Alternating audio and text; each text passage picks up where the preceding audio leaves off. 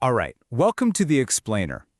Every investor, and I mean every investor, dreams of finding that one stock, the one that's just set for explosive growth. And in a market as buzzing as India's, those opportunities seem to be everywhere, right? But here's the catch. So are the risks. The real challenge isn't just about finding growth. It's about figuring out what kind of growth you're really looking at. And that, right there, is the million-dollar question, isn't it? How do you actually tell apart the real superstars, the ones built for the long haul, from the shooting stars that just burn incredibly bright for a moment and then, poof, they're gone? Well, today, we're going to build a framework, a mental toolkit to help you do just that. So, to build this framework, we need some real-world examples. Here are our contenders for today. We've got 5 companies from some of India's hottest sectors: solar, housing finance, and infrastructure. We're going to be digging into players like Websol Energy, KPI Green, Aptus Value Housing, and Bandada Engineering. And we'll also see where a company like Terrachand Infra fits in.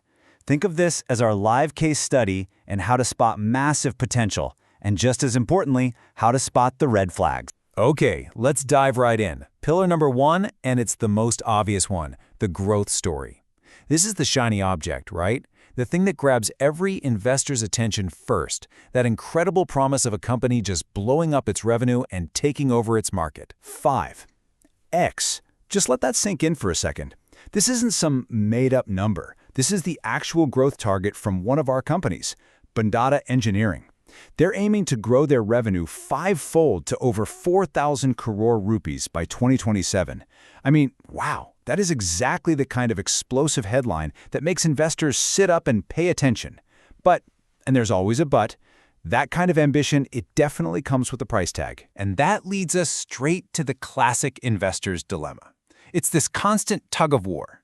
On one hand, you've got companies like Bandada and KPI Green, and they're not just talking a big game. They have massive order books to back up these huge growth projections. But on the other hand, the market isn't stupid. It sees this potential too, and it prices it in.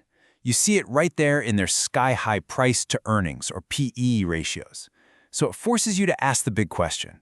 Is this incredible growth story actually worth paying such a premium for? I mean, just look at this table. It lays out that trade-off perfectly. You've got Bandada and KPI Green promising absolutely explosive growth, but look at those valuations. They're trading at a PE of over 43 and 32.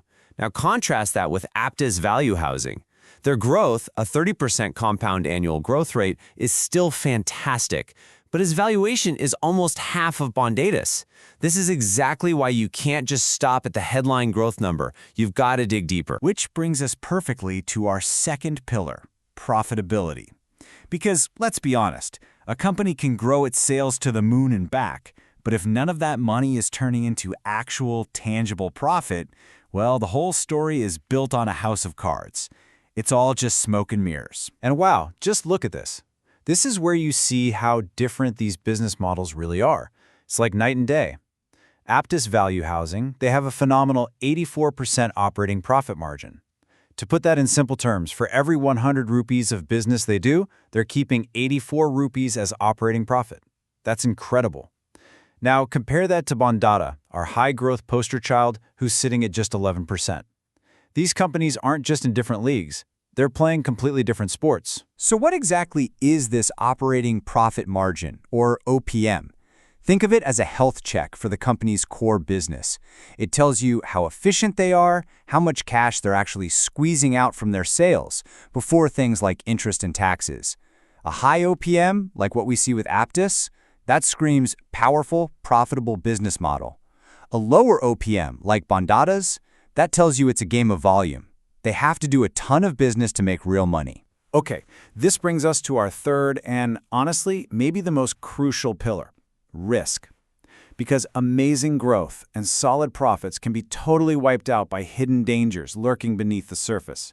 And one of the biggest clues about that risk is promoter confidence, or to put it more bluntly, how much skin do the founders actually have in the game? Let's take a look at Websol Energy. So the promoters, the founders, they hold just under 28% of the company.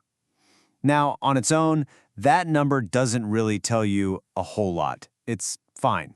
But it's the story behind this number that changes everything. 93%. What on earth could that number be? Well, it's the one tiny detail that completely flips the script on what we just saw. That's right. A staggering 93% of the shares the promoters own are pledged. That means they've used them as collateral to take out loans. And folks, this is a huge, flashing red flag. Why? Because if they can't pay back those loans, the bank can just seize those shares and dump them on the open market. Imagine the chaos that would cause for the stock price. It's a significant risk hanging over the company. And this isn't just a one-off thing with Websol. Look at KPI Green. They've also got a pretty hefty 45.5% of their promoter shares pledged. But then you look over at Bondada Engineering, strong promoter holding, and 0% pledged. Clean as a whistle. This creates a really clear spectrum of risk, from high alert to all clear, and it's something you absolutely have to be aware of. Okay, so we've looked at growth, we've looked at profitability, and we've looked at risk. Now it's time to put all the pieces of the puzzle together. This is where the real art of analysis comes in. It's a massive balancing act. So here it is, the final scorecard. Everything laid out side by side. You can see how each company stacks up on growth, margins, and risk. You can see Terrachon scoring a bit lower due to its middling performance and some obvious risks. But now, let your eyes drift down to that bottom row, the one called potential. So, why on earth do Bondada and KPI Green get 5 stars, even with all the risks we just talked about?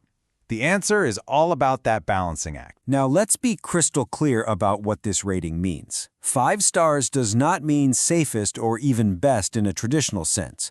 What it signals is the highest potential for those crazy, explosive, multi-bagger returns that investors dream about. That potential is directly tied to their insane growth ambitions. Aptus, it's a phenomenal, super profitable company, but with more moderate growth, its potential for that kind of moonshot return is just naturally lower. So that 5-star rating is basically an acknowledgement. It says, if you want to chase the biggest rewards, you have to be willing to accept Bondada's execution risk or KPI Green's financial risk. It is the ultimate high-stakes trade-off. And really, this brings us to the most important takeaway from all of this. There is no such thing as a perfect stock. It just doesn't exist. The real goal, the true purpose of all this analysis, is to deeply understand the unique cocktail of strengths and risks that you're buying into with any investment. So now you have the framework. You have the tools. The final question, well, it isn't for me to answer. It's for you. What matters most to you in your investment style? Are you the kind of person who's chasing that high-risk, explosive growth? Or are you looking for the steady, reliable value of a profit-generating machine? Or maybe you prioritize safety above everything else. The answer to that question is what will truly define your path as an investor. Thanks for joining us on The Explainer.